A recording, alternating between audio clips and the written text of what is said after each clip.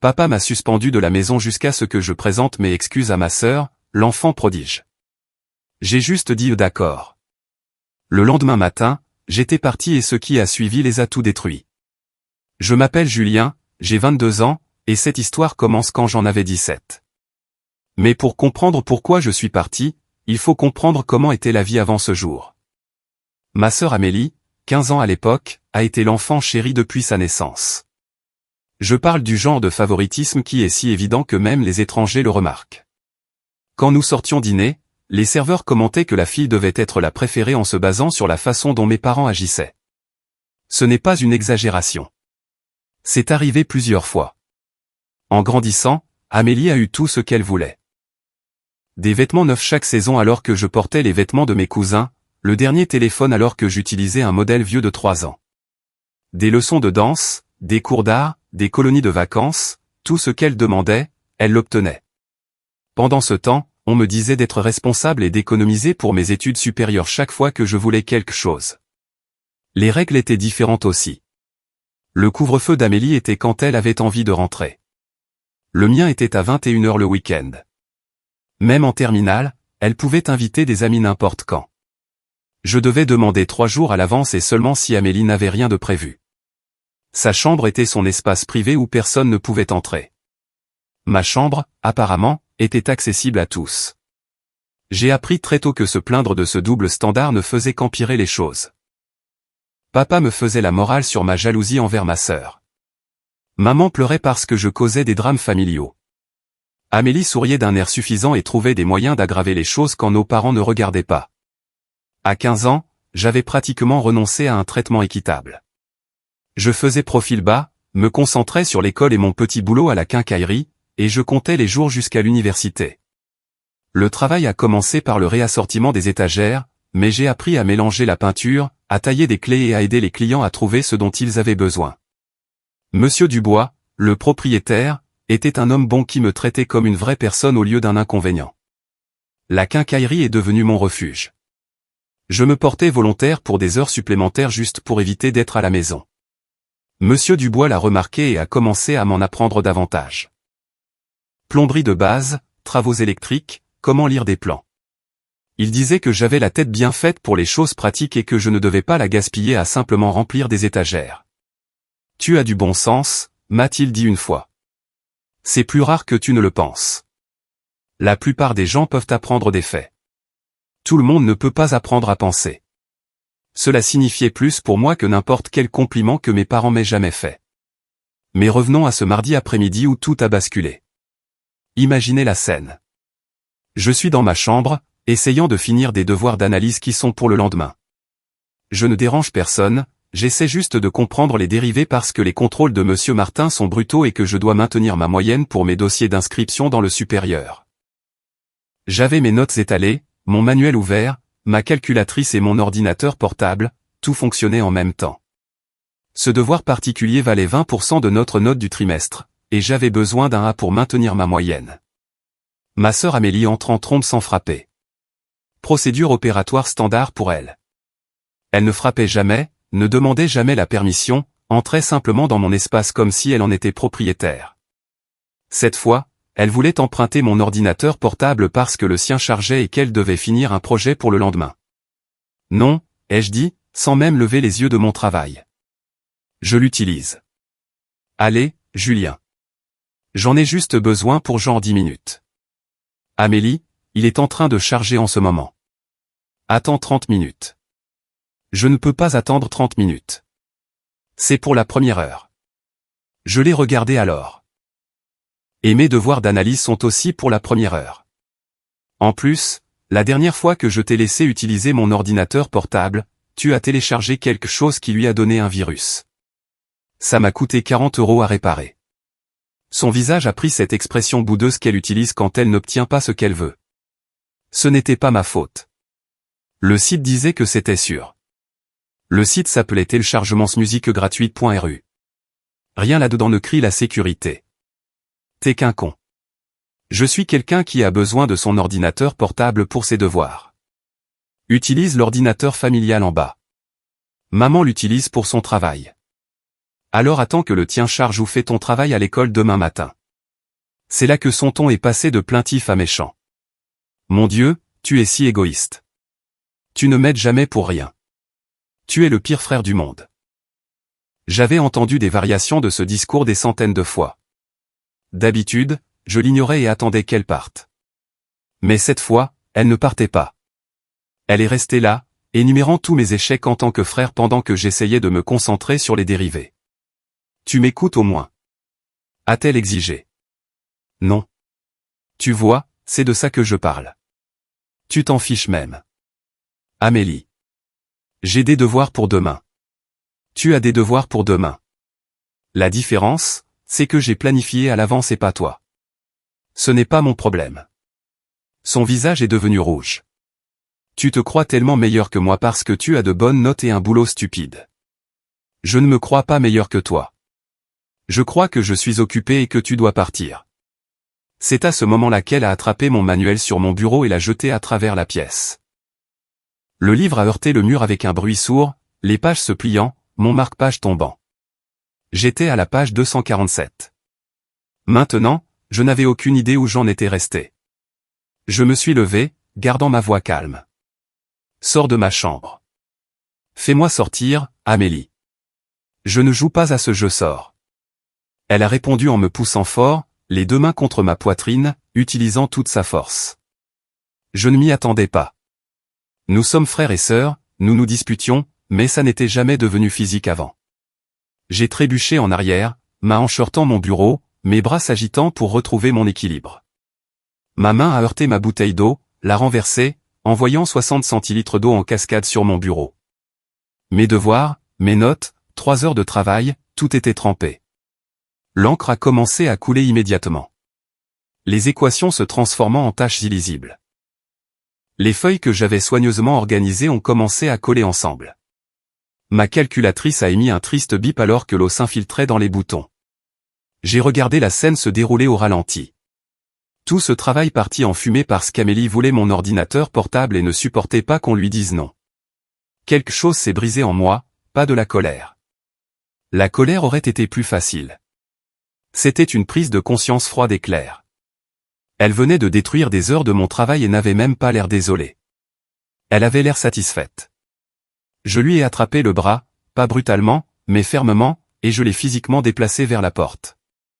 Je ne l'ai pas tiré, je ne l'ai pas repoussé, je l'ai juste raccompagné dehors comme on expulserait quelqu'un d'un magasin qui cause des problèmes. Elle a essayé de se dégager, mais j'ai continué à la faire avancer jusqu'à ce qu'elle soit dans le couloir. Reste dehors, ai-je dit en fermant la porte. Elle a commencé à marteler la porte immédiatement. Je vais le dire à papa. Tu as mis les mains sur moi. Tu vas avoir de gros ennuis. Je n'ai pas répondu. Je suis resté là, à regarder mes devoirs ruinés. L'eau dégoulinait encore du bureau sur ma moquette. 3 heures de travail anéanties. Et je n'avais rien à rendre demain. 5 minutes plus tard, papa martelait ma porte. Les coups étaient agressifs, du genre à faire trembler le cadre. Julien, ouvre cette porte tout de suite. Je l'ai ouverte lentement.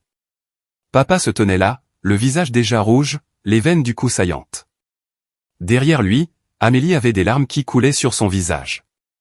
Des larmes de comédie parfaite. Je l'avais vu les activer et les désactiver comme un robinet depuis qu'elle avait 8 ans. Pourquoi as-tu mis les mains sur ta sœur, a exigé papa avant que je puisse dire quoi que ce soit. Elle était dans ma chambre en train de détruire mes affaires. Je l'ai fait sortir. Elle dit que tu l'as attrapée et poussée dans le couloir. Je ne l'ai pas poussée. Je l'ai raccompagnée dehors après qu'elle a jeté mon manuel et ruiné mes devoirs. Papa a jeté un coup d'œil dans ma chambre. A vu les papiers mouillés sur mon bureau, le manuel par terre. Son expression n'a pas changé. Je me fiche de ce qu'elle a fait. Tu ne mets jamais les mains sur ta sœur. Amélie se tenait là avec ce regard suffisant qui commençait à percer à travers les larmes. Elle savait exactement ce qu'elle faisait. C'était une performance et papa était son public. Regarde mon bureau, ai-je dit en pointant. 3 heures de devoirs d'analyse ruinés. Parce qu'elle voulait mon ordinateur portable et que j'ai dit non. Tu peux les refaire, a dit papa d'un ton dédaigneux. C'est pour demain matin, 1re heure. Alors tu ferais mieux de commencer, Il a croisé les bras. Mais d'abord, tu dois t'excuser auprès de ta sœur. J'ai regardé entre eux. Papa avec son expression moralisatrice. Amélie avec ses fausses larmes et son sourire caché. Les devoirs mouillés dégoulinant sur ma moquette. Pourquoi? Ai-je demandé. Elle est entrée dans ma chambre, a exigé mes affaires, a détruit mes biens, et m'a agressé physiquement quand je n'ai pas cédé. Pourquoi exactement suis-je censé m'excuser? Pour avoir mis les mains sur elle. Maintenant. J'ai fixé mon père, cet homme qui était censé me protéger, me soutenir, me croire. Il avait déjà décidé que j'étais coupable sans même demander ma version des faits. Un regard sur les larmes d'Amélie et c'était tout. Procès terminé. Verdict rendu. Non, ai-je dit.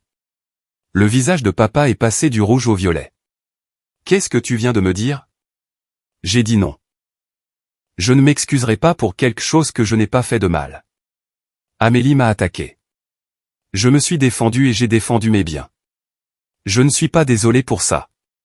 Tu as attrapé ta sœur et tu l'as poussée. Je l'ai raccompagnée hors de ma chambre après qu'elle m'a agressé. Il y a une différence. Les larmes d'Amélie coulaient plus fort maintenant. Juste à temps. Ses épaules tremblaient de sanglots qui semblaient réels si on ne la connaissait pas. Mais je l'avais vue perfectionner cette routine pendant des années. Les mêmes larmes qu'elle utilisait quand elle voulait quelque chose de cher. Le même sanglot qui la sortait d'affaire à l'école. La même performance qui avait fonctionné sur nos parents un millier de fois auparavant. Agressé.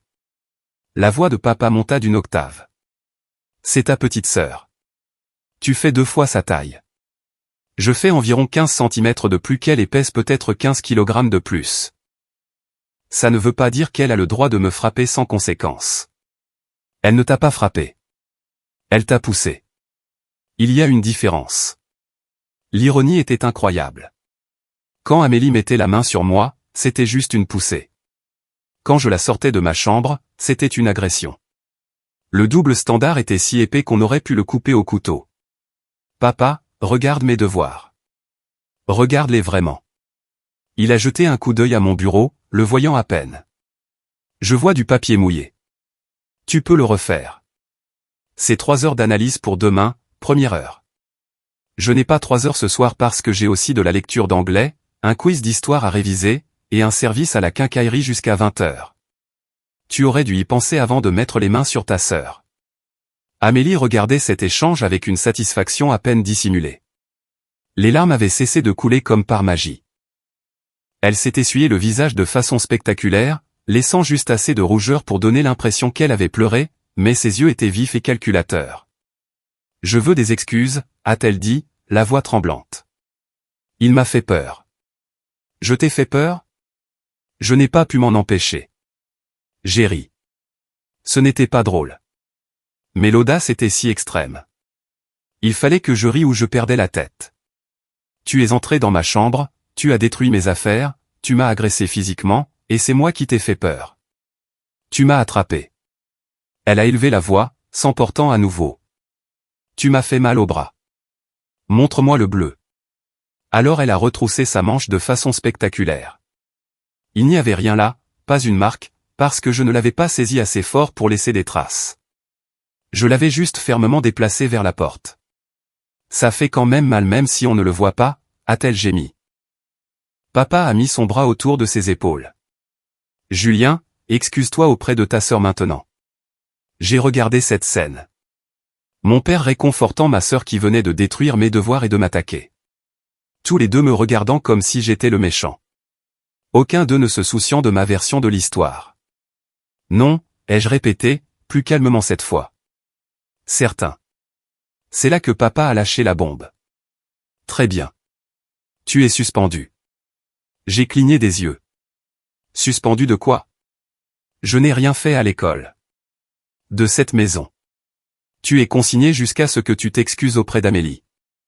Pas de téléphone, pas d'ordinateur, pas de sortie avec des amis, pas de sortie de ta chambre sauf pour l'école et les repas. Tu veux agir comme si tu ne respectais pas ta famille.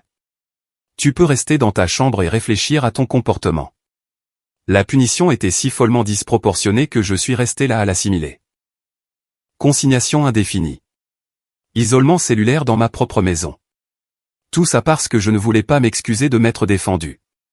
Pour combien de temps, ai-je demandé doucement. Jusqu'à ce que tu t'excuses. Et si je ne m'excuse pas? Alors tu restes suspendu. C'est ton choix, Julien. C'est à toi de voir. Amélie avait renoncé à faire semblant de pleurer. Elle me regardait avec ce regard de triomphe, attendant de voir si j'allais craquer, attendant de voir si j'allais plier comme je l'avais toujours fait avant quand il me mettait assez de pression. J'ai regardé mes devoirs ruinés, mon manuel par terre, le visage satisfait de ma sœur, mon père qui avait déjà pris sa décision sans entendre ma version. D'accord, ai-je dit. Papa a semblé surpris. Il s'attendait à plus de résistance, s'attendait probablement à ce que je crie, que je me dispute, pour finalement céder et m'excuser juste pour que ça s'arrête. C'est comme ça que ça se passait d'habitude. Je l'ai juste regardé fixement. Amélie rayonnait pratiquement de victoire derrière lui. Donne ton téléphone et ton ordinateur portable. Je les lui ai donnés sans discuter. Il est parti, l'air satisfait. Amélie le suivant, me lançant un dernier regard suffisant. J'ai fermé ma porte et je me suis assis sur mon lit. Je n'étais pas en colère, pas contrarié, juste calme, parfaitement clair sur ce que je devais faire. J'économisais de l'argent de mon travail à temps partiel à la quincaillerie depuis 2 ans. J'avais environ 3400 € dans le tiroir de ma commode, dans une enveloppe. J'avais prévu de l'utiliser pour mes frais d'études, mais les plans changent. J'ai passé cette nuit à faire un sac de sport, des vêtements, des documents importants, l'argent liquide, quelques objets personnels qui comptaient vraiment. J'ai laissé derrière moi tout ce dont je n'avais pas absolument besoin. L'ordinateur portable appartenait de toute façon à papa puisqu'il l'avait confisqué, et le téléphone était sur leur forfait. Vers minuit, j'ai entendu Amélie et maman parler dans le couloir devant ma porte. Elles n'essayaient pas d'être discrètes. Elles pensaient probablement que je dormais ou que j'étais trop contrarié pour faire attention.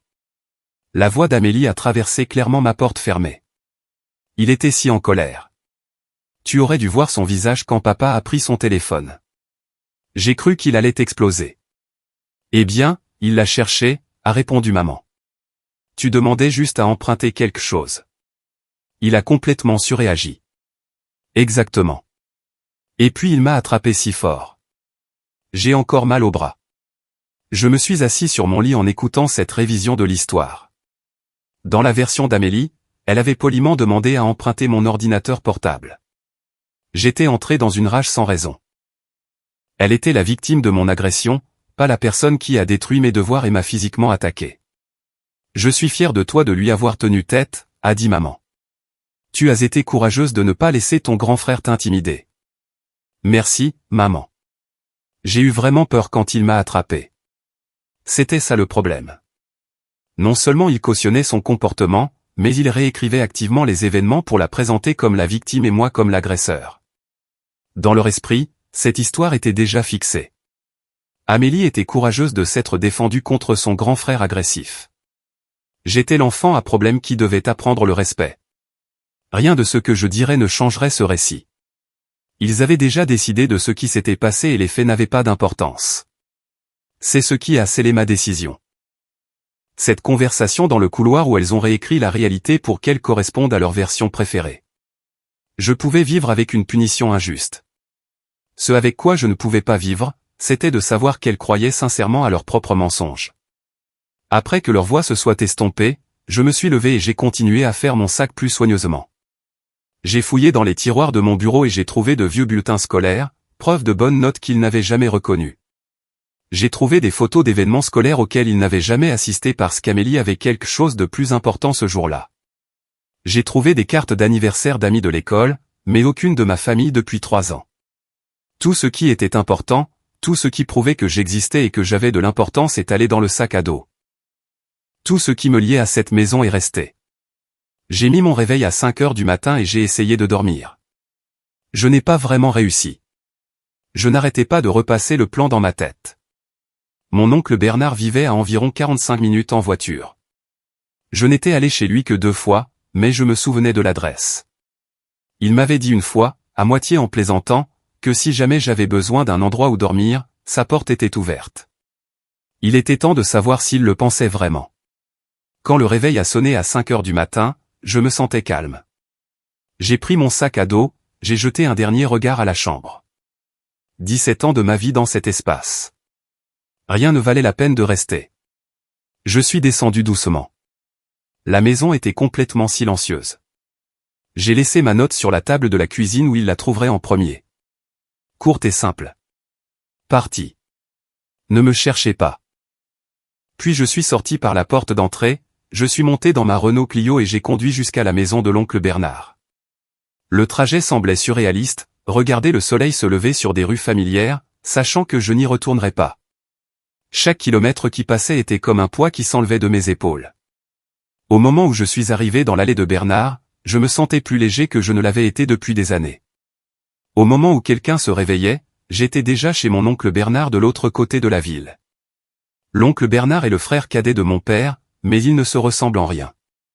Bernard est un mécanicien qui possède son propre garage appelé Garage Bernard. Un nom très créatif, mais ça fonctionnait. Jamais marié, il a dit avoir essayé une fois dans la vingtaine et avoir décidé qu'il préférait son indépendance. Il vit dans une maison décente de 3 chambres qu'il a achetée lui-même au début des années 2000 avant que les prix ne s'envolent. C'est le mouton noir de la famille parce qu'il n'est pas allé à l'université ou n'a pas obtenu un emploi de bureau respectable comme papa. Papa travaille dans les expertises d'assurance, porte un costume, va au bureau. Bernard porte une salopette, travaille de ses mains, sans l'huile de moteur la plupart du temps. Papa l'a toujours méprisé pour avoir gaspillé son potentiel. Mais Bernard semblait heureux d'une manière que papa ne l'a jamais été. Quand je me suis présenté à sa porte à 6 heures du matin avec un sac de sport, il était déjà réveillé en train de préparer du café. Les mécaniciens se lèvent tôt. Il m'a regardé, planté là, a vu le sac à dos et a simplement hoché la tête. Entre, gamin. Tu as l'air d'avoir besoin d'un café. Il n'a pas demandé ce qui s'était passé. Il n'a pas exigé d'explication. Il m'a juste fait asseoir à sa table de cuisine et m'a versé une tasse avec assez de crème et de sucre pour qu'elle ait à peine le goût du café. Tu veux en parler ? A-t-il demandé après quelques minutes de silence. Alors, je lui ai tout raconté. J'ai commencé par l'incident de l'ordinateur portable, mais en parlant, tout est sorti. Des années à regarder Amélie tout obtenir pendant qu'on me reprochait tout. Le double standard, le favoritisme si évident que même les professeurs à l'école l'avaient commenté. La façon dont maman et papa prenaient immédiatement son parti, peu importe ce qui s'était réellement passé. Bernard a écouté sans interrompre. Quand je suis arrivé à la partie où papa me suspendait indéfiniment, il a carrément ri. Ton père t'a suspendu de ta propre maison pour t'être défendu ? Ouais, c'est la chose la plus stupide que j'ai entendue depuis des années. Et j'ai pourtant vu un gars essayer de changer son filtre à huile sans vidanger l'huile d'abord. Ça m'a fait rire malgré tout. La première fois que je riais en 24 heures. Alors voilà le deal, a dit Bernard en se penchant en arrière sur sa chaise. Tu peux rester ici aussi longtemps que tu en as besoin, mais tu vas travailler. Je ne fais pas dans l'assistanat, famille ou pas, quel genre de travail ? J'ai besoin d'aide au garage. Le gars qui fait mes vidanges et rotations de pneus vient de démissionner parce qu'il a trouvé un super poste chez le concessionnaire. Le poste est à toi si tu le veux. Au salaire minimum pour commencer, mais je t'apprendrai de vraies compétences. Les voitures, pas seulement les vidanges.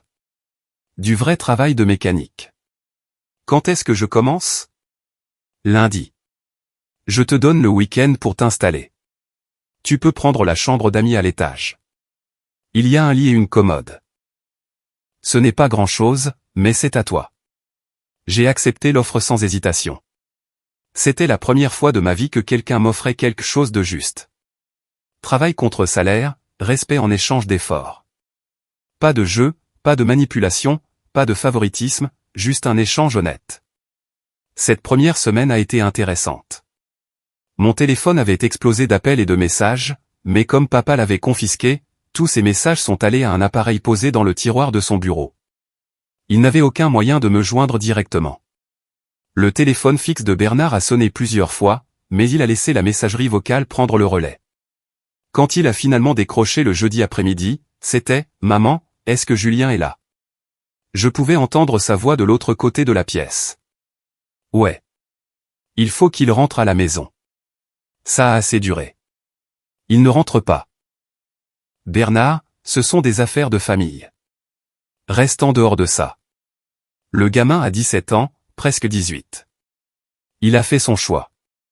Tu as fait le tien quand tu as laissé Amélie lui marcher dessus pendant des années. Ce n'est pas ce qui s'est passé. Bien sûr que non. Julien reste ici. Il a un travail. Il assume sa part et personne ne l'oblige à s'excuser pour des choses qu'il n'a pas faites. Il a raccroché, m'a regardé. Ils vont finir par débarquer. T'es prêt pour ça? J'ai hoché la tête. Ouais. Travailler au garage de Bernard a été la meilleure décision que j'ai prise depuis des années. J'ai commencé par des choses de base, les vidanges et les rotations de pneus. Mais Bernard m'a vraiment appris, il m'a expliqué comment les moteurs fonctionnaient, à quoi servait chaque pièce, pourquoi les choses cassaient et comment les réparer correctement au lieu de simplement remplacer des pièces. Les autres gars du garage, Jacques et Thomas, étaient cols. Tous deux dans la vingtaine, tous deux mécaniciens de carrière qui aimaient vraiment leur travail. Ils ne se souciaient pas de mon âge ou de mes drames familiaux, ils voulaient juste savoir si je pouvais leur passer la bonne clé et si je ne me plaignais pas de me salir. Jacques m'a particulièrement pris sous son aile. Il travaillait sur les voitures depuis l'âge de 15 ans. Il avait abandonné le lycée pour devenir apprenti dans un garage. Maintenant, il gagnait bien sa vie et possédait une belle camionnette. Il m'a appris la différence entre faire un travail rapidement et le faire correctement. La rapidité t'apporte plus de clients, m'a-t-il expliqué alors que nous remplacions la transmission de quelqu'un. La qualité t'apporte des clients fidèles. Les clients fidèles, c'est ce qui construit une entreprise. En 2 mois, je m'occupais de réparation de base de manière autonome. Travaux sur les freins, l'échappement, diagnostic moteur mineur. Bernard a commencé à me payer plus. 12 € de l'heure au lieu du salaire minimum.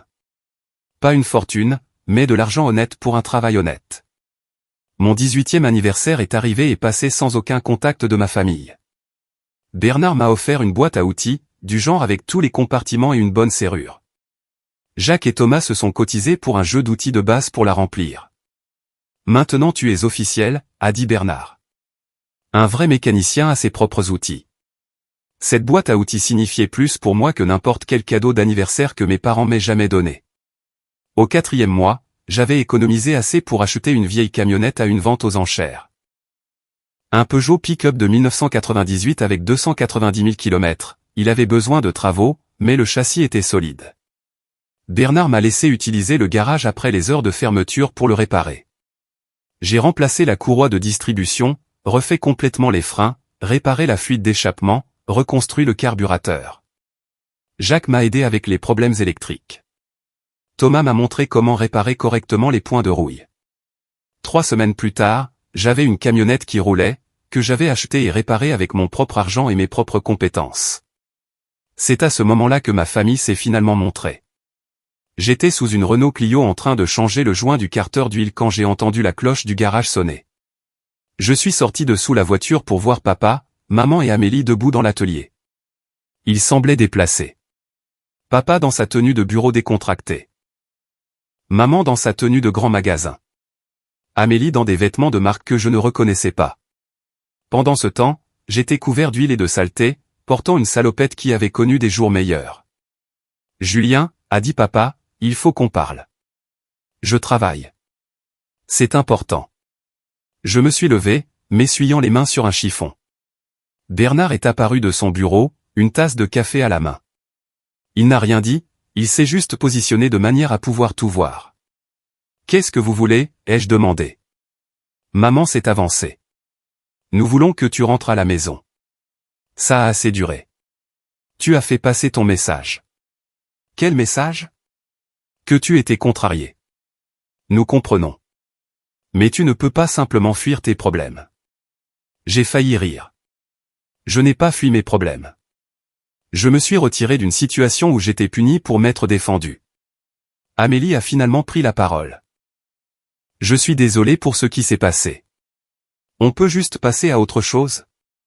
Ses excuses semblaient répétées, forcées, comme si quelqu'un lui avait dit qu'elle devait le dire.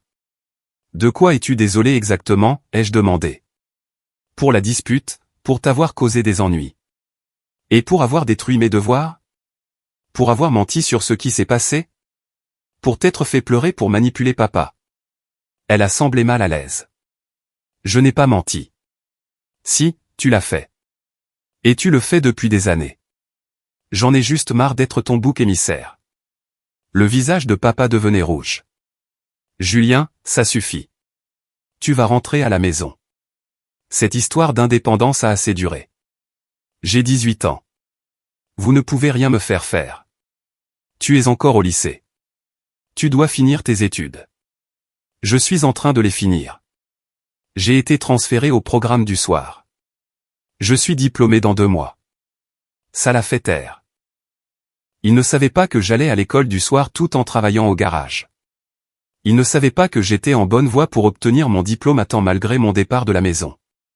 Nous sommes ta famille, attends tes mamans. Tu ne peux pas simplement nous couper les ponts. Regarde-moi faire. Amélie regardait autour du garage avec une expression dégoûtée. Tu vas sérieusement rester ici? Travailler sur des voitures comme un décrocheur. C'est mieux que de rester à la maison à tout recevoir tout cuit dans le bec tout en n'apprenant rien d'utile. Son visage est devenu rouge vif. Je ne suis pas une décrocheuse. Je n'ai pas dit que tu l'étais. Mais au moins, j'apprends de vraies compétences au lieu d'apprendre seulement à manipuler les gens. Papa s'est avancé, pointant son doigt. Ça suffit. Tu manques de respect. Et vous m'avez suspendu de ma propre maison pour m'être défendu. Je suppose qu'on est quitte. Bernard a finalement pris la parole. Je pense que vous devriez partir. Julien a fait son choix. Respectez-le. Ça ne te concerne pas, a sèchement répondu papa. Le gamin vit chez moi, travaille dans mon garage. Ça me concerne. Ils sont restés là 1 minute de plus, s'attendant clairement à ce que je cède, alors que je les regardais fixement. Sans bouger, sans reculer. Ils sont finalement partis. Amélie s'est retournée à la porte. Tu le regretteras. J'en doute. Après leur départ, Bernard m'a tapé sur l'épaule. C'était dur. Ouais. Tu t'en es bien sorti. J'ai fini la Renault et je suis retourné au travail. Je n'ai pas pleuré, je ne me suis pas senti mal, je n'ai pas remis ma décision en question. J'ai juste continué à construire la vie que j'avais choisie. J'ai eu mon bac en mai. Une cérémonie du soir avec une 40aine d'autres élèves, principalement des adultes, qui finissaient leurs études. Bernard est venu, a amené Jacques et Thomas avec lui, a pris une photo de moi en toge et mortier, debout à côté de ma camionnette. Personne de ma famille n'est venu. Je ne m'y attendais pas. Je ne les avais pas invités. Mais il y avait une petite partie de moi qui se demandait s'ils viendraient quand même. Ils ne sont pas venus. 2 semaines après l'obtention de mon diplôme, Bernard m'a fait une offre.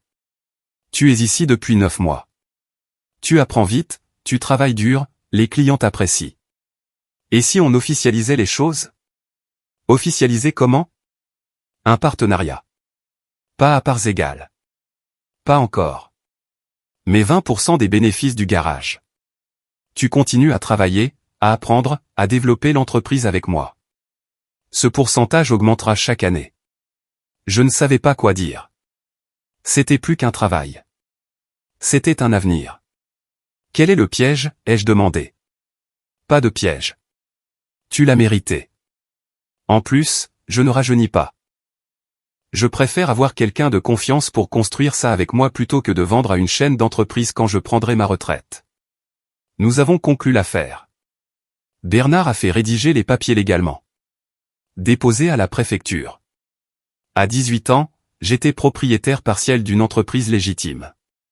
L'été a été chargé. Le bruit a couru que le garage de Bernard faisait du bon travail à des prix justes et les baies de réparation sont restées pleines. Nous avons embauché un autre mécanicien, un gars plus âgé nommé Franck, qui avait été licencié du concessionnaire. Il a apporté des travaux plus compliqués, m'a appris les diagnostics électriques avancés. En août, j'avais économisé assez pour emménager dans mon propre appartement. Un petit studio, rien d'extraordinaire, mais c'était à moi. Bernard m'a aidé à déménager les quelques affaires que je possédais, y compris cette boîte à outils qui signifiait tout. Tu te débrouilles bien, gamin, a-t-il dit après que nous ayons fini. Ton père ne sait pas ce qu'il a perdu. Cette déclaration s'est avérée plus exacte que nous ne le pensions tous les deux. Les appels ont commencé en septembre. Pas de mes parents, mais de la famille élargie. Tante Karine, ma grand-mère, même un cousin dont je me souvenais à peine. Tous disaient la même chose. Je devais revenir. La famille s'effondrait. Amélie était hors de contrôle. J'ai ignoré la plupart d'entre eux. Mais quand ma grand-mère a appelé directement au garage de Bernard, j'ai pris l'appel. Julien, mon chéri, s'il te plaît, parle à tes parents. Pourquoi? Les choses vont mal. Amélie a des problèmes. Quel genre de problème? Grand-mère a hésité. Elle est enceinte. Je n'ai rien dit pendant 1 minute. De combien de mois? 4 mois. Le père n'est pas dans le tableau. Tes parents sont dévastés. C'est malheureux. Julien, s'il te plaît. Ils ont besoin de toi. Ils avaient besoin que je m'excuse de m'être défendu. J'avais besoin qu'il me croie au lieu de prendre automatiquement son parti. On n'obtient pas toujours ce dont on a besoin. Tu es cruel. Non, grand-mère. Je suis honnête. Amélie a fait des choix. Elle peut faire face aux conséquences. J'ai raccroché. Je me sentais mal de parler à ma grand-mère comme ça, mais je n'allais pas retourner régler les problèmes qu'ils avaient créés. Jacques a demandé de quoi il s'agissait. Je lui ai expliqué toute la situation, la grossesse, la famille qui s'effondre. Merde, a-t-il dit. C'est dur. Ouais. Tu te sens mal? Un peu. Ne te sens pas mal. Ils ont fait leur lit. Maintenant, ils doivent s'y coucher. Il avait raison. Ce n'était pas mon problème à résoudre, mais les appels ont continué. Plus de famille, plus d'amis, tout le monde disant que je devais prendre sur moi et être le plus intelligent. Comme si j'étais en quelque sorte responsable de réparer le désordre qu'Amélie avait créé. Puis papa s'est de nouveau présenté au garage, cette fois seul, l'air plus vieux et plus fatigué que dans mes souvenirs. Julien, il faut qu'on parle. Vraiment. Je changeais une transmission. Je n'ai pas arrêté de travailler. Alors parle. Amélie est enceinte. Elle garde le bébé. Nous avons besoin d'aide. De l'aide pourquoi? Tout. Nous n'avons pas les moyens d'avoir un bébé. Les heures de ta mère ont été réduites au travail. Je couvre à peine l'hypothèque et les factures et Amélie est encore à l'école. Ça a l'air difficile. Ne sois pas comme ça. Nous sommes une famille. J'ai posé mes outils et je les regardais. Tu continues de dire ça. Famille. Comme si ça devait signifier quelque chose après que tu m'aies mis dehors pour m'être défendu. Nous ne t'avons pas mis dehors. Tu es parti. Tu m'as suspendu indéfiniment pour ne pas m'être excusé auprès d'Amélie après qu'elle m'a agressé et détruit mes biens.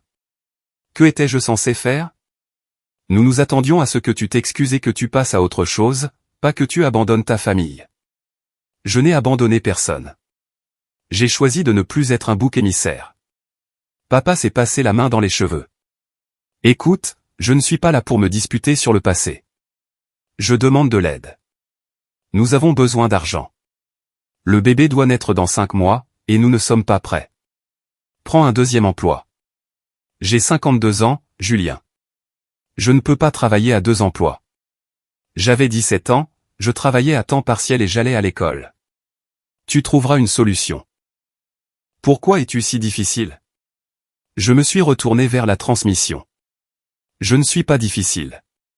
Je ne résous simplement plus vos problèmes. Amélie voulait agir comme une adulte. Faire des choix d'adulte. Maintenant, elle a des conséquences d'adulte. Elle a 16 ans. Assez vieille pour tomber enceinte. Assez vieille pour affronter la réalité. Papa est resté là une longue minute. Finalement, il a demandé, c'est vraiment ce que tu veux? Couper les ponts avec toute ta famille pour une seule dispute? Ce n'était pas une seule dispute. C'était des années à regarder Amélie s'en tirer avec tout pendant qu'on me reprochait d'exister. Cet incident avec l'ordinateur portable n'était que la goutte d'eau qui a fait déborder le vase. Nous avons fait des erreurs. Nous essayons de les réparer. Non, vous essayez d'obtenir de l'argent de moi parce que la situation d'Amélie est coûteuse et gênante. Il y a une différence. Il est parti sans un autre mot. Cet hiver a été brutal. Pas pour moi. Les affaires au garage étaient stables. J'apprenais plus chaque jour. Mon petit appartement était chaud et payé. Mais ma famille se noyait. Par le bouche à oreille, j'ai tout entendu. Papa avait dû prendre une deuxième hypothèque. Maman travaillait à 2 emplois à temps partiel avec des horaires irréguliers. Amélie avait abandonné l'école parce qu'elle ne pouvait pas suivre les cours tout en étant enceinte. Le bébé est né en février. Une fille. J'ai vu l'annonce sur les réseaux sociaux d'un lointain cousin. Amélie avait l'air épuisée sur la photo, tenant cette petite chose ridée pendant que mes parents se tenaient derrière elle, l'air abasourdi. Grand-mère a de nouveau appelé. Tu as une nièce. Félicitations à Amélie. Tu ne veux pas la rencontrer? Pas particulièrement. Julien, c'est la famille. Moi aussi. Ça ne les a pas empêchés de choisir Amélie plutôt que moi à chaque fois. Ils ont du mal. Le bébé a besoin de choses. Amélie est dépassée. Tes parents se tuent à la tâche pour subvenir à leurs besoins.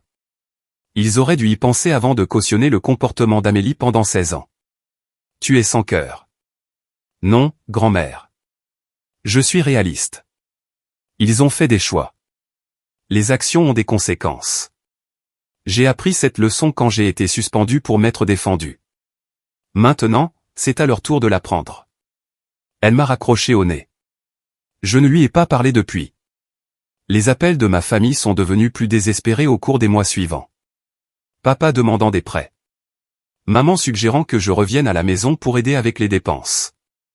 Amélie envoyant des messages sur la difficulté d'être une mère adolescente célibataire et si je ne pouvais pas donner un peu d'argent pour les fournitures de bébé. Je les ai tous ignorés, non par dépit, mais parce que les aider ne ferait que renforcer les mêmes schémas qui m'ont poussé à partir. Ils devaient faire face à la réalité sans moi comme filet de sécurité. L'été suivant, les choses ont empiré pour eux. Papa a perdu son emploi. Une sorte de restructuration d'entreprise. Les heures de maman ont de nouveau été réduites. Ils avaient 3 mois de retard sur l'hypothèque.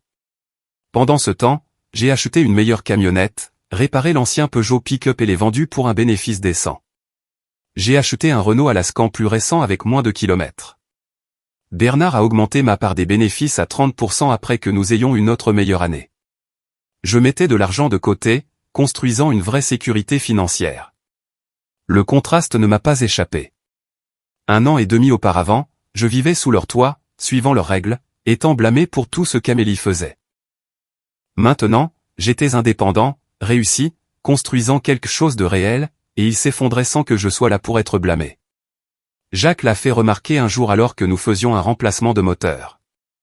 C'est assez poétique, n'est-ce pas? Ils t'ont traité comme si tu ne valais rien, et maintenant tu t'en sors mieux que tous réunis. Il avait raison. C'était poétique.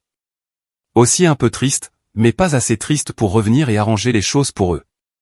La 2e année a apporté l'avis de saisie. J'en ai entendu parler par tante Karine, qui avait été plutôt correcte pendant tout ça. Elle ne m'a pas fait pression pour que je revienne, elle m'a juste tenu au courant de ce qui se passait. Ils perdent la maison, a-t-elle dit pendant le déjeuner. La banque leur donne 60 jours pour se mettre à jour où ils sont dehors. De combien sont-ils en retard? Environ 12 000 €. Je n'ai rien dit. C'était à peu près ce que j'avais en économie.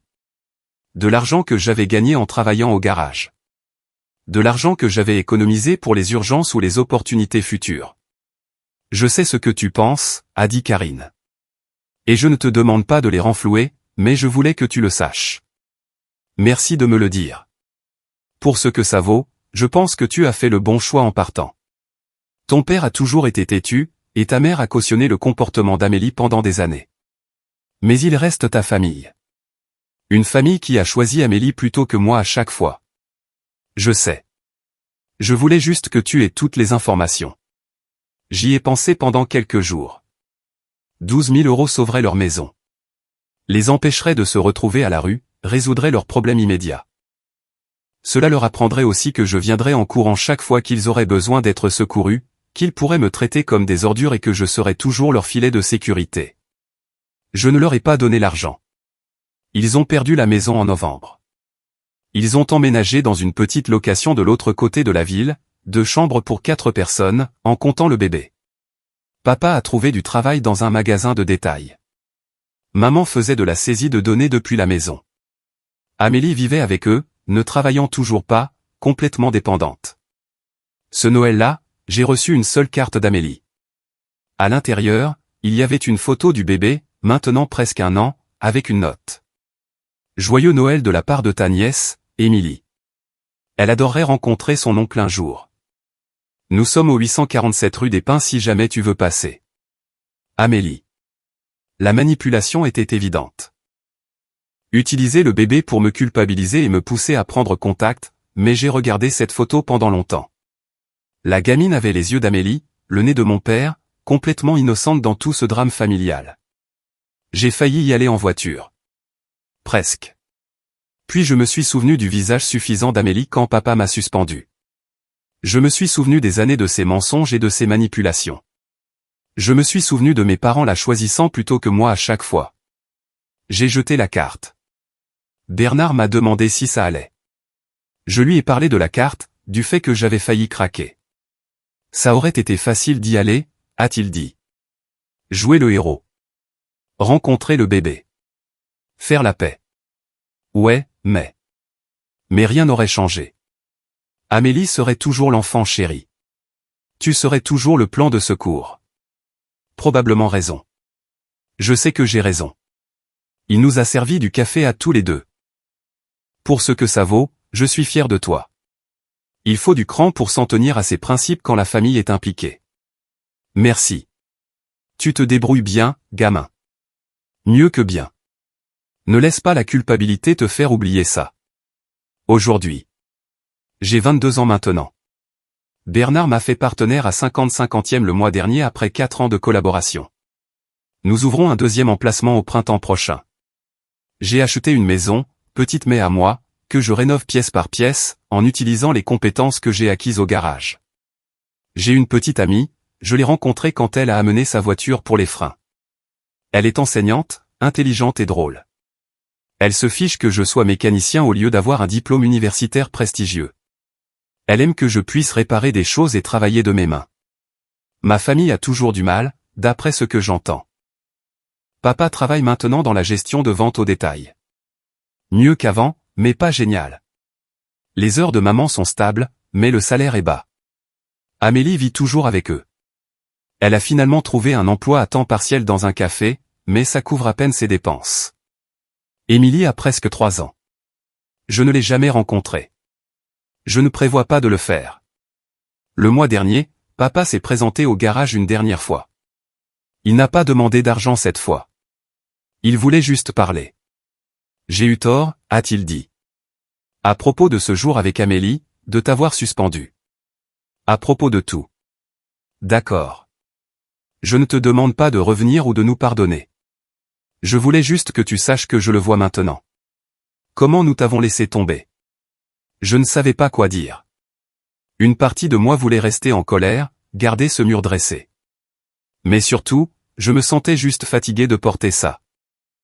J'apprécie que tu dises ça, lui ai-je dit. Nous sommes fiers de toi. De ce que tu as construit ici, de l'homme que tu es devenu. Un peu tard pour ça. Je sais, mais je devais le dire. Il est parti. Je n'ai plus eu de ses nouvelles depuis.